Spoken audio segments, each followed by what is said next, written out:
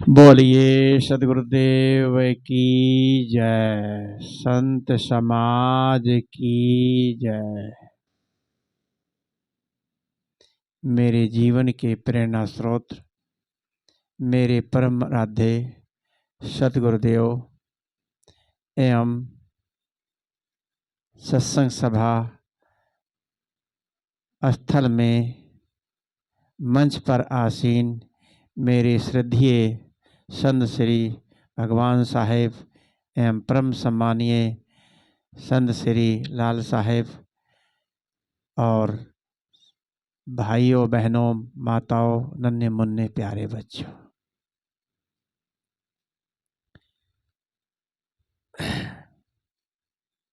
सदगुरु कबीर साहेब का एक गजल थोड़ा ही 2 लाइनों में सुनाऊंगा कि गजल जो कबीर साहब ने बनाया, दुनिया में किसी ने गजल नहीं बनाया। ये सबसे पहला गजल कबीर साहब का ही है। इसके बाद फिर गजलें बनती रही। सदगुरु कहते हैं, हमन है इश्क मस्ताना, हमन है इश्क मस्ताना, हमन है इश्क मस्ताना, हमें दुनिया से यारी क्या। रहे आजाद इस जग में, रहे आजाद इस जग में, दुनिया से यारी क्या। हमन है इश्क मस्ताना, हमें दुनिया में होशियारी क्या। रहे आजाद इस दुनिया में से, हमें दुनिया से यारी क्या। होशियारी इस जग से, हमें होशियार का मतलब सदगुरु सावधान करते हैं। संसार से, अपनी मौत से होशियार रहना चाहिए। ये नहीं कि मोहब्बत ना करो, मोहब्बत करना चाहिए। जो अपने से मोहब्बत करता है वो सबसे मोहब्बत करता है। मोहब्बत करना झूठा है, झूठा रहो संसार से रूठा। मोहब्बत जो सबसे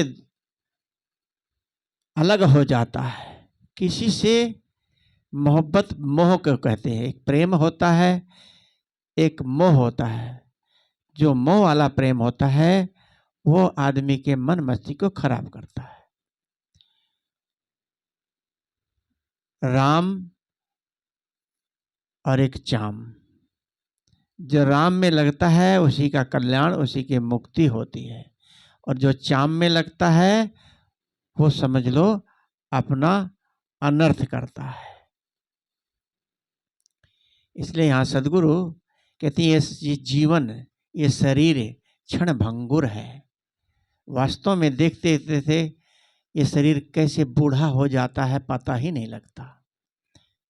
आदमी सब चीज को जान पाता, लेकिन आज हम कैसे हैं, कल कैसे हो जाते हैं, बाद में पता लगता है कि शरीर कैसे चमक रहा था, दांत कैसे चमक रहे थे, और आज शरीर कैसे झुर्रियां पड़ गई शरीर के अंदर, दिखना बंद हो गया, सुनना बंद हो जाता है। लाओत्से एक संत हुए चीन के, लाओत्से ने कहा है कि हर व्यक्ति के साथ अकिंचिता, अकेलापन और असमर्थता, ये 3 चीजें जरूर होती हैं यदि वो जिंदा रहा तो बुढ़ापे में। अकिंचिता, सब कुछ होते हुए भी आपको पता नहीं होगा मेरे बैंक में बैलेंस क्या है। नौकर जाएगा, प्रधानमंत्री हो वो भी पड़ा रहेगा, रिटायरमेंट के बाद कौन पूछता है। नौकर चाकर रहेंगे, पानी रखा रहेगा, दवाई रखी रहेगी, पैसा जरूरत होगी, पैसा आप निकाल के लाके उनकी जरूरत के लिए करोगे। यकीनचिता, सब कुछ होते कुछ नहीं तुम्हारे पास। अकेलापन, अकेले बैठे हुए टुकुर टुकुर देखते रहोगे, असमर्थ हो जाओगे, चल फिर नहीं पाओगे, बोल नहीं पाओगे, देख नहीं पाओगे।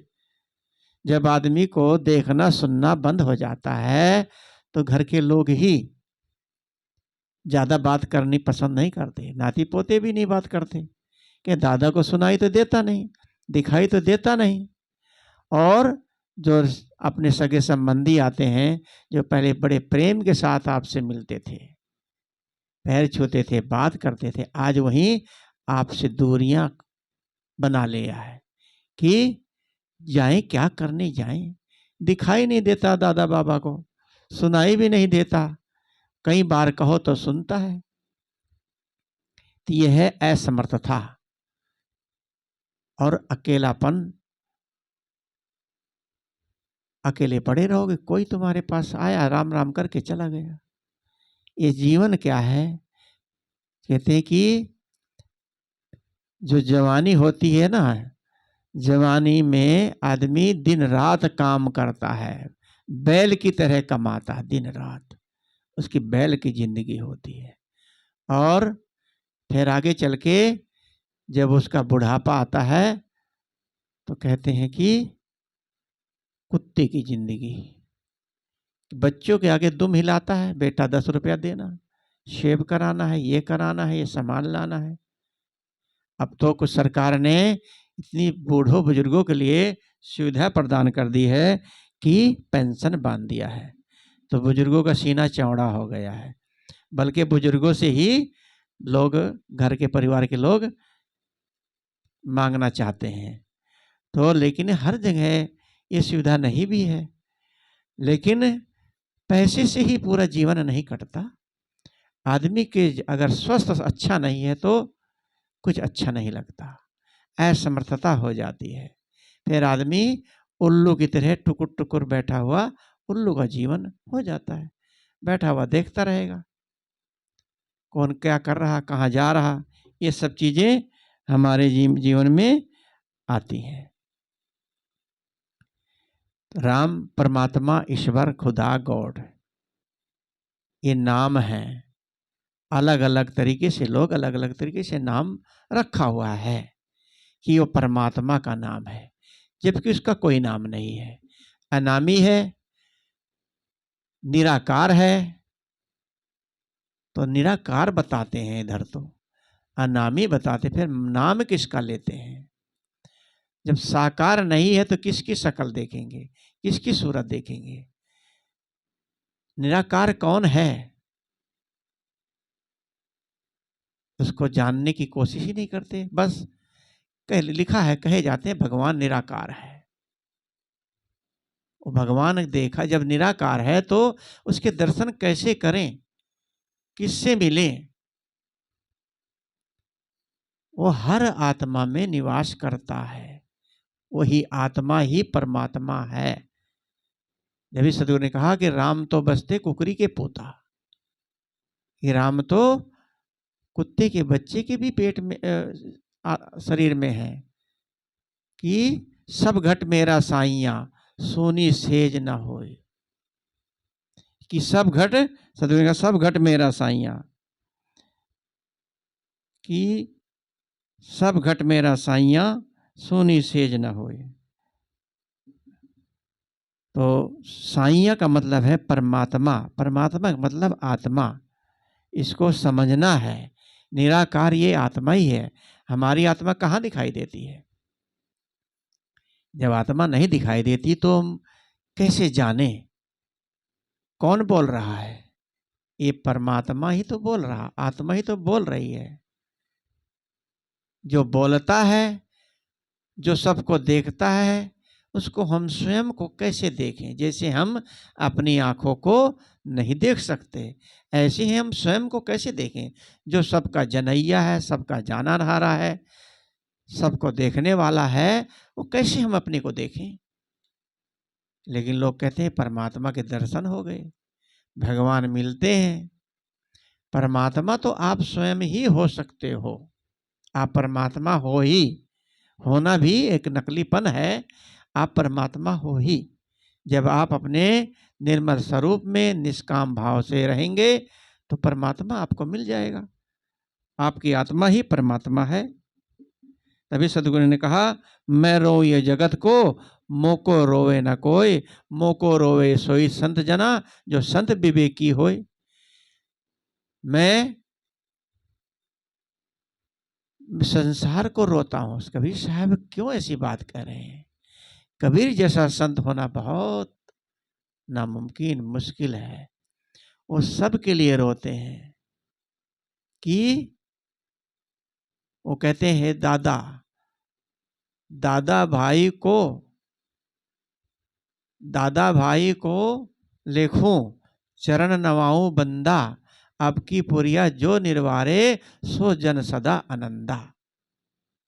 कितनी बड़ी बात सदगुरु कहते हैं कि मैं, हे मेरे भाई, हे मेरे दादा, मैं आपके चरणों की वंदना करता हूँ। अब की पुरिया, जो ये पुरिया, ये जन्म मिला है, जीवन मिला है, इसको बस ऐसे खाने पीने में, सोने में, दुनियादारी के राग दोष में, घूमने फिरने में, अपने को जिसलिए हमने जीवन मिला है, वो महापुरुष संत लोग महान हैं। आधी मुक्ति तो ये लोग कर चुके हैं, क्योंकि हम लोग ग्रस्त में आकर बंधन बन जाता है, इससे निकलना ही बड़ा मुश्किल होता है। अगर संत कुछ भी नहीं बोलता, कुछ भी नहीं जानता, लेकिन संत की रहनी यदि अच्छी है तो उसकी सुगंधी से ही हमें शांति मिल जाती है। उसके आचरण, उसके सुगंधी, उसके रहनी से पता लगता है संत जो है ये अंदर संतता है। बहुत प्रवचन करने वाला हो, बहुत बोलने वाला हो तो बहुत बड़ा संत नहीं कहलाता। आज देखो बड़े बड़े प्रवक्ता स्टेजों पर सजा के कई कई करोड़ रुपया चढ़ता है, पैसे के लिए बिजनेस बना लिया है। ये संत नहीं है। वो कभी भी मुक्ति की बात नहीं बताते, राम कृष्ण वगैरह की कथा सुनाते हैं। कभी नहीं कहते कि तुम्हारा कल्याण, तुम्हारी मुक्ति इस तरीके से होगी। बस राम की कहानी सुना देंगे, इसके बाद बोलो सियापति रामचंद्र की जय, ठाकुर जी की जय।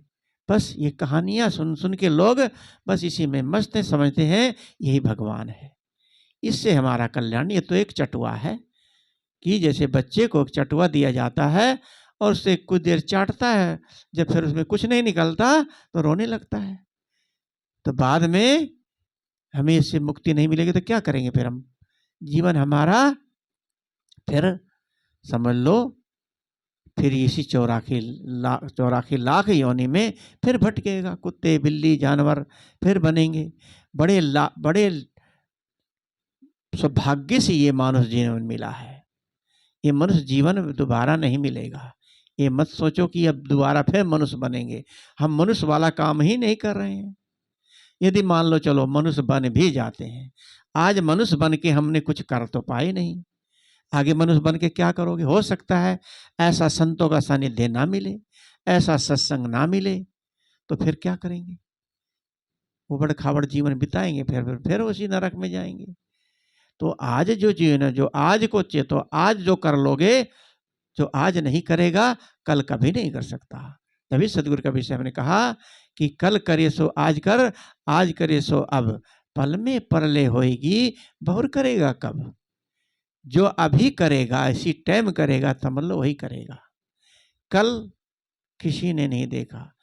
जो कहता है मैं साधु बन जाऊंगा और घर बार छोड़ दूंगा, वो कभी नहीं कर पाएगा। अभी इसी टाइम एक था कोई राज व्यक्ति और उसकी 16 पत्नियां थी, और उसको फिर धीरे धीरे सत्संग का ज्ञान हो गया तो एक एक करके धीरे धीरे छोड़ने लगा कि मैं अब इससे दूर हो जाऊंगा, अब सब त्याग दूंगा। एक एक करके छोड़ रहा। तो उसकी जिसकी उसका वो उसकी बहन, उसका जो जीजा था, उसने कहा तुम्हारा भाई 16 पत्नियां एक एक करके छोड़ रहा है, और लो मैं आज प्रतिज्ञा प्रण करता हूं, मैं आज ही आपको त्यागता हूं, और त्याग करके मैं जंगल में जा रहा हूं। उसी टाइम उसने उसको त्याग करके और साधु बन गया। त्यागना होता है तो कहा नहीं जाता। जो कहता है वो कभी करता ही नहीं। जब कहते हैं गरजने वाले बादल कभी नहीं बरसते। तो यहाँ पर कहने का मैं कहा कि कि हम मौत को चकमा देना चाहते हैं। बाल पकते हैं तो पॉलिश लगाते हैं, खिजाब लगाते हैं, या पकना शुरू होता है कि बाल नोचते हैं, और दांत टूटते हैं तो नकली दांत लगाते हैं, कानों से नहीं सुनता तो मशीन लगाते हैं, आंखों से दिखता नहीं तो चश्मा लगाते हैं। यानी कि हम हर तरह से सक्षम होना चाहते हैं। लेकिन इस शरीर को देखो तो क्या है, हड्डी की झोपड़ी, टट्टी, पेशाब, मल मूत्र, खून, नशे। अगर इस पे चमड़ी उतार, सदगुरु अभिलाष साहब जी कहा करते थे, इसके ऊपर से चाम हटा दिया जाए तो मक्खियां भिन भिनाएंगी, देखने का मन भी नहीं करेगा। खून, मेवाद, और क्या है, अंदर टट्टी पेशाब की थैलियां लटकी हुई हैं। हम लोग क्या कर रहे हैं, टट्टी पेशाब की फैक्ट्री चला रहे हैं। सुबह खाते हैं, शाम को टट्टी जाते हैं, शाम को खाते सुबह जाते हैं। और क्या कर रहे हैं? कभी सोचा हम लोगों ने? अपने जीवन के बारे में अपनी आत्मा से प्रश्न करें। अपनी आत्मा से सोचे कि जब मेरे को शांति मिल गई, समझ लो हमने सब कुछ कर लिया। तो अपने को धोखा दे रहे हैं हम। ऐसे एक व्यक्ति सुना करके एक कहानी समापन करूंगा कि एक व्यक्ति था, मूर्तियां कलाकार, मूर्तियां बनाया करता था। तो उसने अपने शकल की 100 मूर्तियां बनाई, 99 मूर्तियां बनाई, और उसको जो है कि एक कमरे में लाइन में लगातार खड़े कर दिया, और सोचा जब मौत आएगी मैं भी इसी में खड़ा हो जाऊंगा। जब मौत आई तो उसी कतार में वो भी खड़ा हो गया। खड़ा हो गया तो उसको ढूंढने लगे कि वो आदमी है कहाँ। सब एक शक्ल के दिखाई दे रहे थे। तो वहां से वो लौट गए यमराज, कहे जी वो तो बहुत सारे उसी तरह के शक्ल के हैं, पकड़े तो किसको पकड़े समझ में नहीं आता। तो उन्होंने एक तरकीब बताई कि जाओ ऐसा करना। तो वहां आए यमराज दूत उनके, तो देखा वाह कलाकार ने कितनी सुंदर मूर्ति घड़ी है, क्या कहना, बहुत अच्छी मूर्ति, और जितनी प्रशंसा करी जाए थोड़ी है, लेकिन एक कमी छोड़ दी है इसके अंदर। तो किसी की कमी को अगर हम बताने लग जाए तो आदमी कहेगा क्या क्या क्या क्या कमी हुई। कमी कोई बर्दाश्त नहीं कर पाता। किसी को तो आप में एक कमी है, उसको झटका लगेगा, कहेगा मेरे में क्या कमी है। कभी पागल अपने को पागल नहीं कहता। तो हमारी जो कमी को बताए तो हमारा गुरु है। जब सदगुरु कबीर साहब ने कहा कि पलटू साहब ने भी कहा है, निंदक कबीर साहब, निंदक नेरे राखिए आंगन कुटी छपाए, बिन पानी बिन साबुन के मैला करे सुहाए।